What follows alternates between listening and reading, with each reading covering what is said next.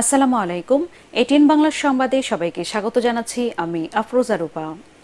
চলমান অস্থিরতার কারণে আজও বন্ধ রয়েছে সাভারের আশুলিয়ার 22টি তৈরি পোশাক শিল্প কারখানা। এদিকে সকাল থেকে বিভিন্ন দাবিতে নবীনগর চন্দ্র মহাসড়ক অবরোধ করে রেখেছে একটি কারখানার শ্রমিকরা।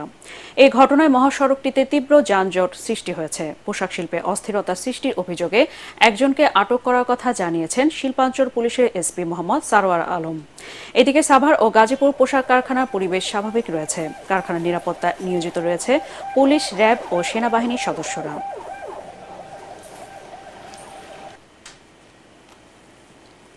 ক্ষমতাচ্যুত সাবেক প্রধানমন্ত্রী শেখ হাসিনার বিদ্যুৎ, জ্বালানি ও খনিজ সম্পদ বিষয়ক উপদেষ্টা তৌফিকে ইলাহি চৌধুরীকে গ্রেফতার করেছে গোয়েন্দা পুলিশ। মঙ্গলবার রাতে গুলশানে অভিযান চালিয়ে তাকে আটক করা হয়। জানা যায় তার বিরুদ্ধে একাধিক মামলা রয়েছে, তবে কোন মামলায় আটক হয়েছে তা জানা যায়নি। আজ তাকে আদালতে হাজির করা হতে পারে। তৌফিকে ইলাহি 2009 সাল থেকে গত 5 আগস্ট গণ অভ্যুত্থানের আগ পর্যন্ত শেখ হাসিনার উপদেষ্টা হিসেবে দায়িত্ব পালন করেন।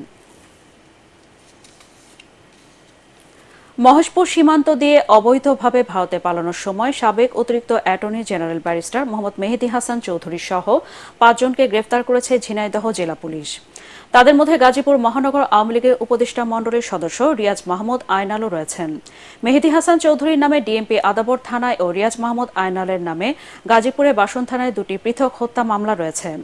ভারতে যাওয়ার জন্য একটি প্রাইভেট কার ভাড়া করে আয়নাল। খবর পেয়ে তল্লাশি শুরু করে ঝিনাইদহ পুলিশ। এক পর্যায়ে প্রাইভেট কার সহ আটককৃতদের থানায় নিয়ে আসার পর পরিচয় জানতে পারে পুলিশ। ঠাকুরগাঁওয়ের বালিয়াডাঙ্গি সীমান্তে বিএসএফ এর গুলিতে নিহত কিশোর জয়ন্ত কুমার সিংহের মরদেহ ফেরত দিয়েছে ভারতীয় সীমান্তরক্ষী বাহিনী বিএসএফ।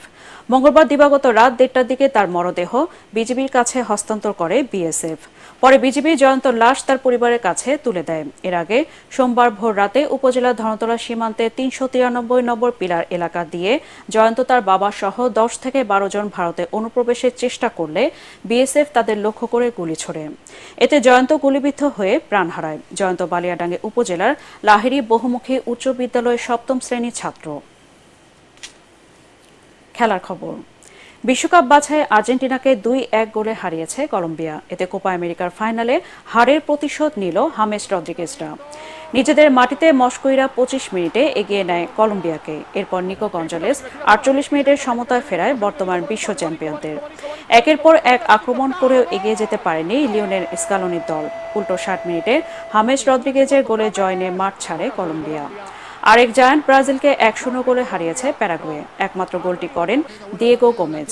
এই নিয়ে শেষ 5 ম্যাচের চতুর্থ হার দেখল দরিভাল জুনিয়রের দল। পরবর্তী সংবাদ দেখার আমন্ত্রণ জানিয়ে এখনকার মতো শেষ করছি। এটিএন বাংলা সংবাদ ইউটিউবে দেখতে ব্রাউজ করুন youtube/ATN বাংলা নিউজ। ধন্যবাদ সবাইকে।